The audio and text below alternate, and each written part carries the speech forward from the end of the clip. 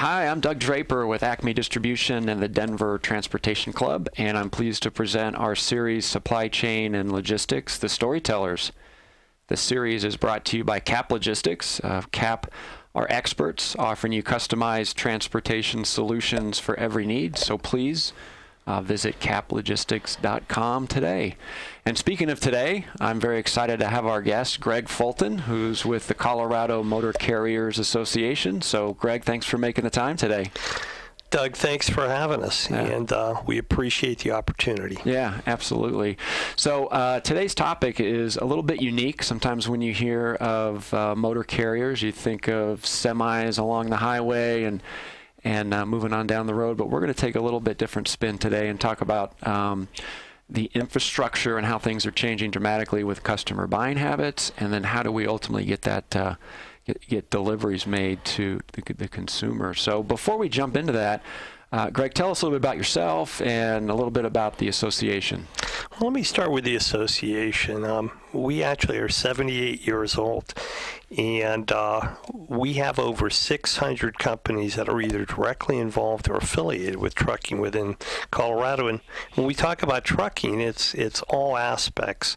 It's, the folks like the UPS and FedEx, the agricultural transporters, a number of these small quick delivery type companies on that end of it, and a lot of the, what I'd say, over-the-road type carriers out there, as well as the folks like the dealerships and other people that support that end of it. On my own end of it, I have been in the transportation sector for probably over 40 years, and that I worked for the state of Colorado for about 17 years. This opportunity presented itself. I've been here for over 23 years as a motor carrier president, and it's been a great opportunity. We have a little over 105,000 people working in trucking within Colorado today in various aspects of it. We've got upward to about 14,000 individual businesses. So I'd say as many of our businesses are small to mid-sized businesses in Colorado. We like to think of us being the heart or the engine of small business in many cases. Yeah, great. Thank you so much. So we talked about the Motor Carriers Association, but today we're really going to talk about that final mile. And before we jumped on, we always talk about the final mile, but I think today we're going to talk about that final 50 feet. Yes. In specific to e-commerce and buying habits of the consumer out there and how things are changing, and anything and everything you can buy online, and that has to get delivered. And a lot of that delivery now is into redeveloped areas, highly dense commercial and residential areas, and kind of the unintended consequence of, oh my gosh, you have an office building that has thousands of people in it, and they're ordering product all the time, every day, multiple times a day, and a truck has to make that delivery, and then all of a sudden you have the congestion in downtown. So that's really the focus of today's call. So let's talk a little bit about some of the challenges that you're seeing with part of members of your association whenever they have to go to downtown Denver or Low-High or some of these densely populated areas. What's the feedback you're getting from members of your association? And oh my gosh, this is really challenging nowadays. Well, thanks, Doug. I think what's happening is, the rapid change that's happened in this environment within about a 10-year window here. We've seen this incredible increase in e-commerce that's occurring out there, and that's not stopping. I was looking at one of the reports here, and it says that we will see a 20% annual compound growth rate in e-commerce over the next 5 years. Mm-hmm. Now that's almost with an industry that's already struggling getting drivers and mechanics and that. This is almost, hard to actually, in terms of fully appreciate or be able to know how we can respond to it. But at the same time, what we're seeing here is it's a situation where we have several trends coming together at once. There's some good trends in terms of, I'm not saying they're bad, but we're seeing in the downtown areas, we are seeing this growth actually in many areas of the country. Denver in particular, a place like Colorado Springs, those areas, such as Seattle and that, have seen a lot of younger people. We're seeing a lot more residential. I think we've seen actually, somewhat of in that downtown area, something like residential, like a tripling almost since 2010 out there. At the same time, we're seeing a lot of businesses being attracted into these downtown areas. So we have this trend of a lot of population, a lot of business, and essentially a consumer base in that downtown area. That same group, though, has been asking for more of a pedestrian, more of a bike ped-friendly environment, and we can understand that.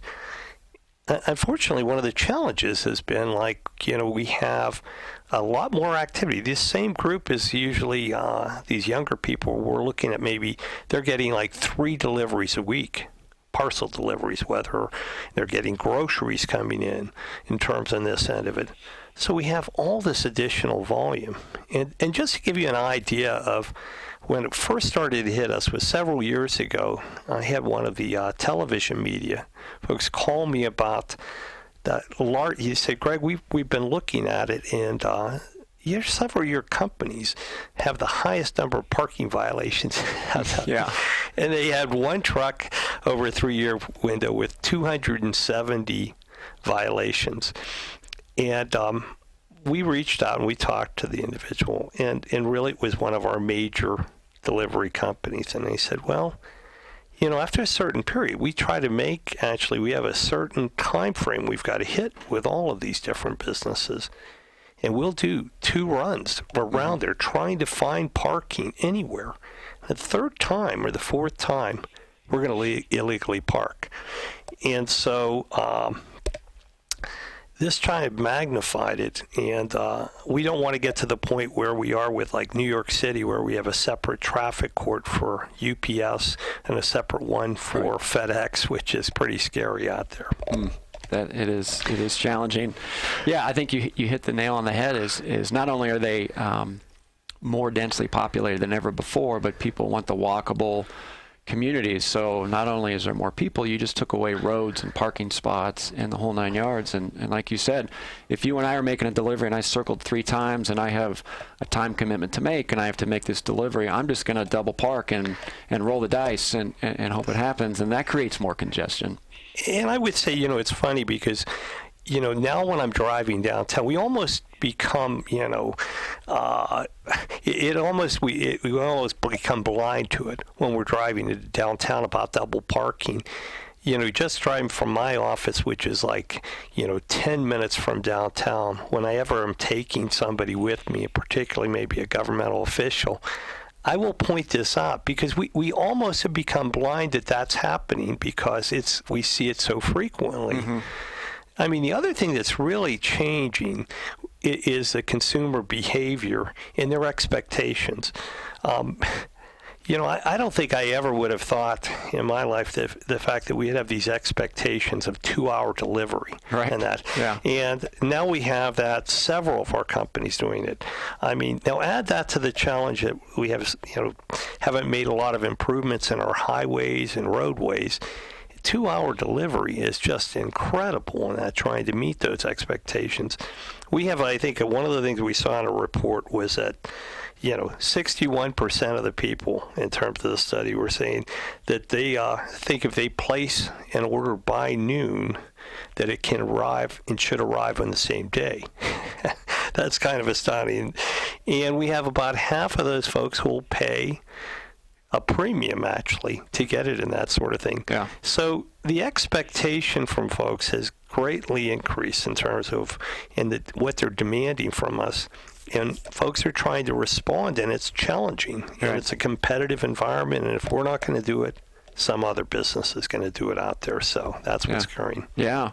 So let's take a couple perspectives on that, right? So you have an inevitable consumer buying habit that has changed. It's changed rapidly, and it's only going to be more expeditious. The expectation is going to be faster and faster and faster. So what's the legislation doing here in Colorado? They have to understand. I mean, the Capitol's right downtown. They have to see it with their own eyes. What are they blind to the fact that this is going to be a substantial problem? Are they, what's going on? What are they doing to help the situation? This is one of those it's a difficult one, because this really ends up almost more of a focus within the city itself, because we're talking about trying to make these deliveries or getting into the areas, in most cases on city streets and roadways. At the same time, though, you have, and we've been part of an effort along with other groups on how we can improve the overall and make investments in the overall transportation system.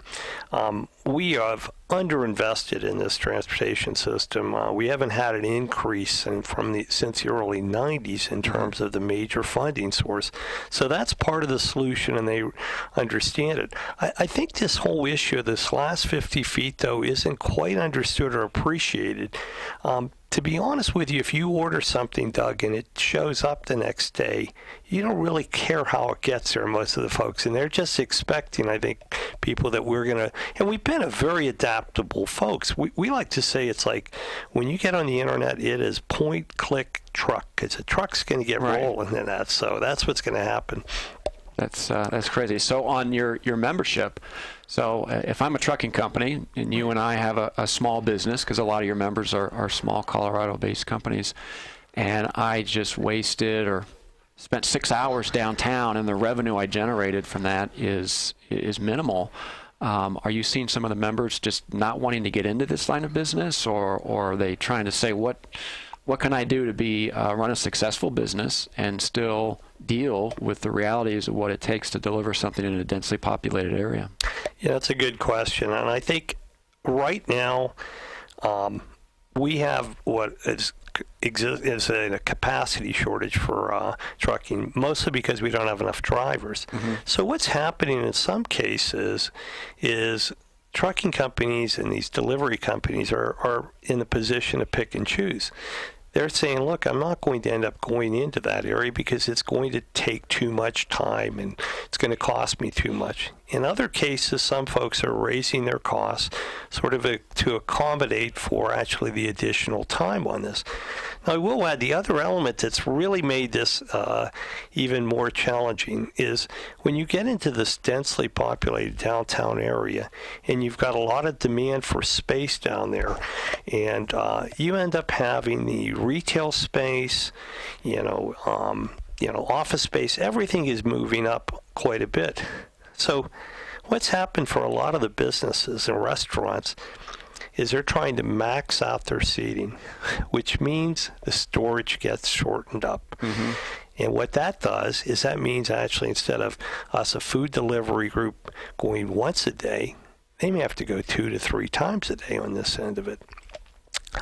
A lot of folks always have indicated, well, why don't we just deliver at night? And in a lot of cases, we would like to do that. The problem is the same problem that we have where many of these businesses in the downtown area and other parts of the even state, they're having a shortage of people. And so if you don't have somebody to receive the goods, now we can do like a drop key in it, but most people want to have somebody there to receive the goods. Sure. So they want to have those delivered during the day when they have people there. Yeah. And so it's made it more difficult. Yeah. The unintended consequences and all the solutions that we're talking about as well. So deliver at night. Well, the challenge with labor that's going on here in Colorado, that's challenging as well. So absolutely. What in some of your peers in other cities, right? You talked about Seattle being incredibly dense, and then there are Boston areas and other markets. What have you heard from some of your peers on how they're dealing with it? And then legislation, anything you've seen out there that is addressing the concern? What I'd say is, you're looking at a lot of ideas being tested.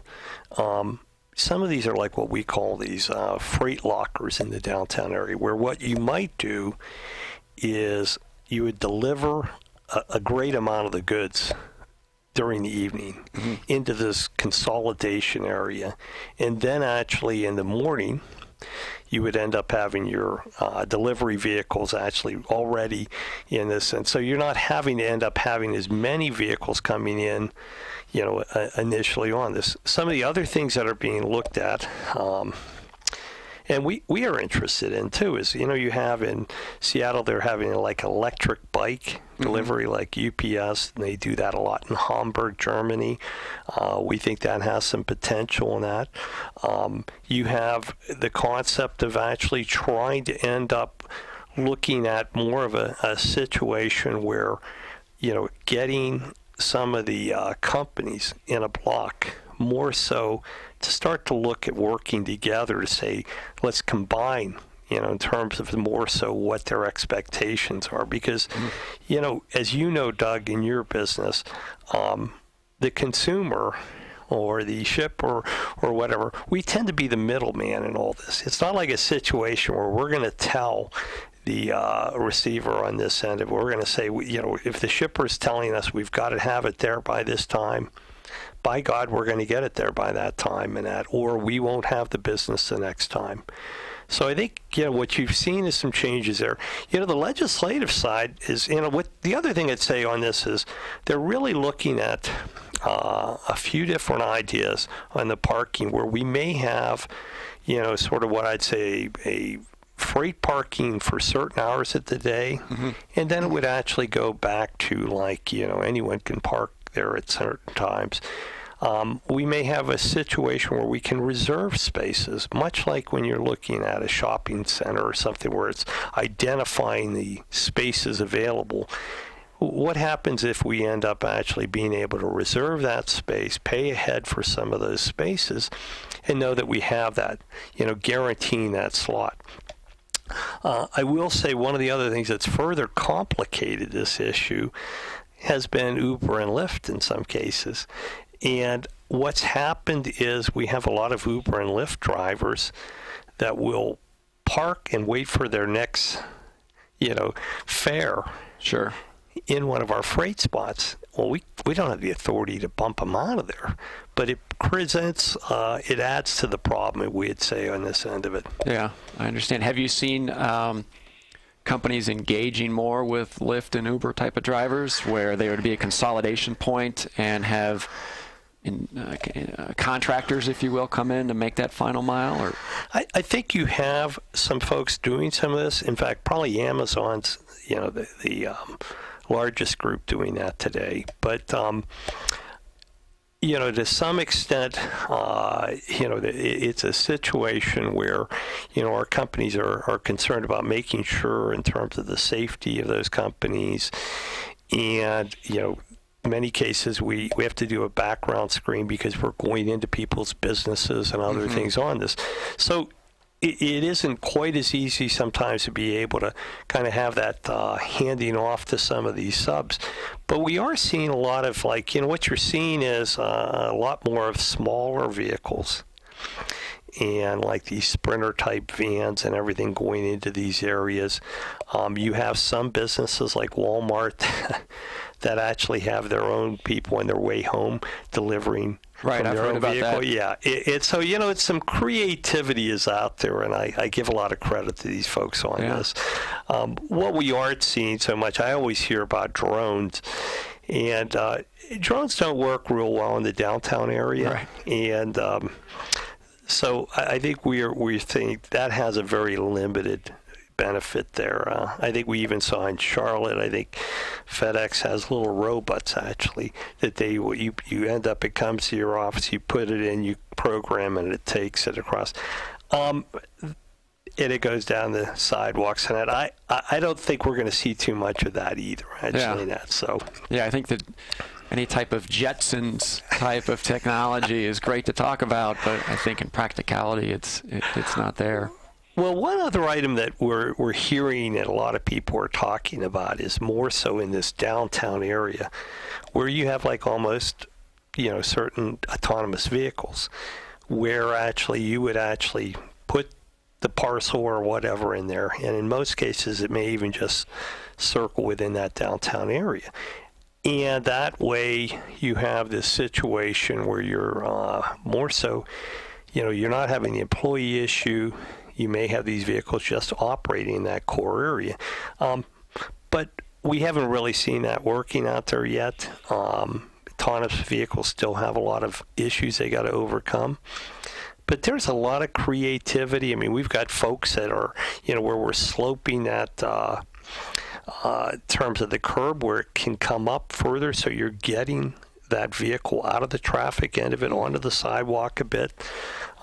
We see Europe actually, like, they're really kind of parking and they're actually delivering like into the second floor, actually laying out like a plank. So I think there's a lot of creative ideas. The problem I think that we're finding is whether they're coming on fast enough.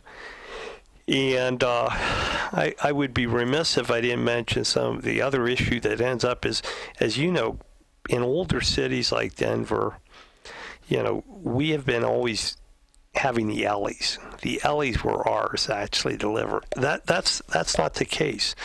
It's difficult in many cases because people have built out into it, or how many of the dumpsters, or how they're located.